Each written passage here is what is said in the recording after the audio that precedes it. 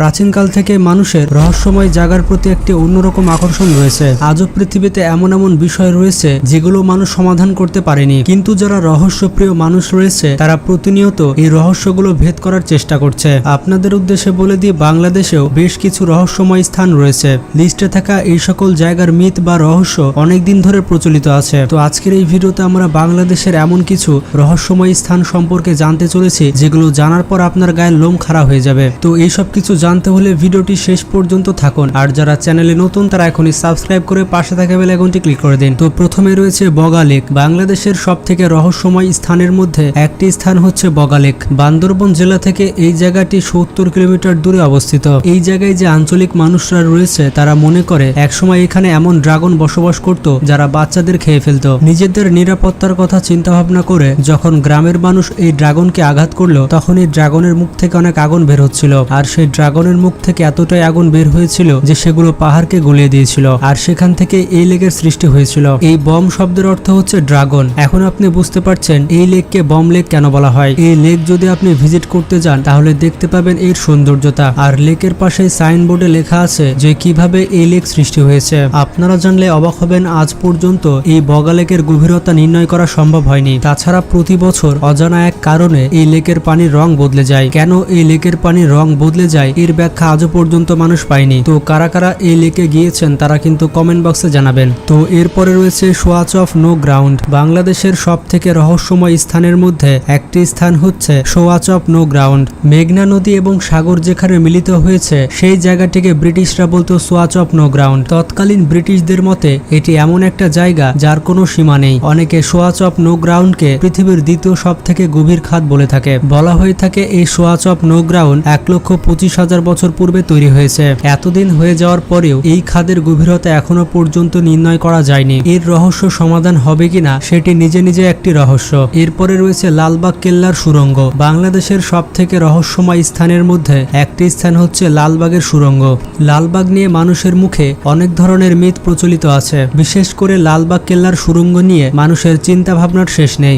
ধারণা করা হয় জমিদাররা বিভিন্ন বিপদ থেকে বাঁচার জন্য এই সুড়ঙ্গ তৈরি করেছিলেন। যখনই তাদের উপরে কোনো বিপদ আসত তারা এই সুড়ঙ্গ ব্যবহার করে নিরাপদ স্থানে চলে যেতেন। এই সুড়ঙ্গের বিশেষত্ব হচ্ছে একবার যদি এই সুড়ঙ্গে আপনি প্রবেশ করেন তাহলে আপনি আর ফিরে আসতে পারবেন না। অর্থাৎ যে ব্যক্তি এই সুড়ঙ্গে প্রবেশ করবে তাকে আর কখনোই খুঁজে পাওয়া যায় না। লালবাগ কেল্লার সুড়ঙ্গ এতটাই বড় যে এর শেষ আপনি খুঁজে পাবেন না। তাছাড়া এই সুড়ঙ্গে অনেক অন্ধকার রয়েছে। বর্তমানে বাংলাদেশ সরকার এই লালবাগ কেল্লার সুড়ঙ্গ বন্ধ করে দিয়েছে, যার কারণে মানুষের কাছে এখনো রহস্য হয়ে থেকে গিয়েছে এই লালবাগ কেল্লার সুড়ঙ্গ। এরপরে রয়েছে ফয়েজ লেক। বাংলাদেশের সব থেকে রহস্যময় জায়গার মধ্যে একটি রহস্যময় জায়গা হচ্ছে ফয়েজ লেক। সৌন্দর্যতা এবং বিনোদনের জন্য একটি প্রসিদ্ধ নাম হচ্ছে ফয়েজ লেক। তবে সৌন্দর্যতার পাশে ফয়েজ লেককে ঘিরে নানা রকম গল্প প্রচলিত আছে। প্রায় শোনা যায় এখানে সাদা এবং কালো পোশাক পরে দুইজন মহিলা সব সময় ঘোরাফেরা করে। স্থানীয় লোকদের মতে এই ফয়েজ লেকেই এই দুইজন নারীর মৃত্যু হয়েছিল এবং তাদের অতৃপ্ত আত্মা এই লেক ছেড়ে এখনো যায়নি। তবে এইসব গল্পের এখনো পর্যন্ত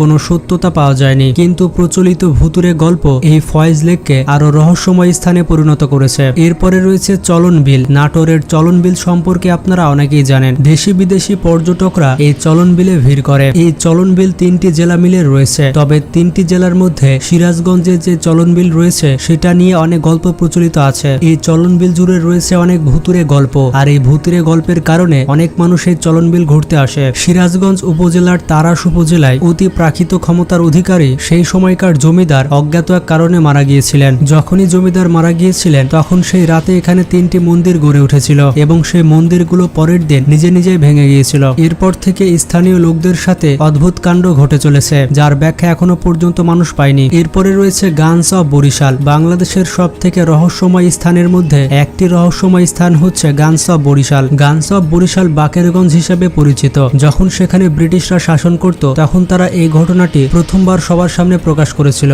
ব্রিটিশরা বলেছিল প্রতি বছর অক্টোবর মাস থেকে ফেব্রুয়ারি মাস পর্যন্ত গভীর সমুদ্র থেকে তাদের দিকে কামান ছুটে আসতো। এই আওয়াজ শুনে ব্রিটিশরা মনে করত কোনো জলদস্যু তাদের উপরে আক্রমণ করার প্রস্তুতি নিচ্ছে, কিন্তু যখনই আওয়াজ পাওয়া যেত তখন অনেক খোঁজাখুঁজি করা হতো। অনেক খোঁজাখুঁজি করেও কোনো জলদস্যুর খোঁজ পাওয়া যেত না। কোত্থেকে এই কামানের শব্দ আসতো তা এখনো পর্যন্ত রহস্যই থেকে গিয়েছে। জনপ্রিয় কবি সুফিয়া কামাল তার আত্মজীবনীতে এই ঘটনা উল্লেখ করেছেন। তবে মজার ব্যাপারটি হচ্ছে 1950 সালের পর থেকে থেকে এই কামানের শব্দ আজ পর্যন্ত পাওয়া যায়নি। এরপরে রয়েছে চিকন কালা বা নিফিউ পাড়া। বাংলাদেশের সব থেকে রহস্যময় স্থানের মধ্যে একটি রহস্যময় স্থান হচ্ছে চিকন কালা। এটি এমন একটি জায়গা যেটি বাংলাদেশ এবং মায়ানমারের নোম্যান্স এরিয়াতে অবস্থিত। এই গ্রামটিকে সব থেকে রহস্যময় গ্রাম বলা হয়ে থাকে। এই গ্রামে অদ্ভুত সব কাণ্ড ঘটে থাকে। বিভিন্ন পশু পাখির চামড়া জায়গায় জায়গায় ছড়িয়ে ছিটিয়ে থাকে। তাছাড়া বিভিন্ন ধরনের পশুর ডাক এখানে শোনা যায়, যদিও এখানে কোনো পশু পাখি নেই। আঞ্চলিক মানুষেরা বলে থাকে যে তাদের গ্রামের পাশে যে জঙ্গল রয়েছে সেই জঙ্গলে যদি কেউ যায় তাহলে সে আর ফিরে আসে না, এবং সেই জঙ্গল থেকে সব সময় অদ্ভুত এক আওয়াজ ভেসে আসে। সেই জঙ্গলে গিয়ে যদি কেউ মারা যায় এবং তার লাশ খুঁজে পাওয়া যায় তাহলে তার লাশে কোনো রকম দাগ পাওয়া যায় না, যার কারণে বোঝাও যায় না যে কিভাবে তার মৃত্যু হয়েছে। তো যাই হোক, আপনারা খুবই সংক্ষেপে দেখতে পেলেন বাংলাদেশের কিছু রহস্যময় জায়গা। তো এর মধ্যে কোন জায়গা সম্পর্কে আপনি আগে জানতেন এবং গিয়েছেন তা কমেন্ট বক্সে জানাবেন। ভিডিওটি ভালো লাগলে বন্ধুদের সাথে শেয়ার করতে পারেন। ভালো থাকবেন, সুস্থ থাকবেন, টেক কেয়ার, আল্লাহ হাফেজ।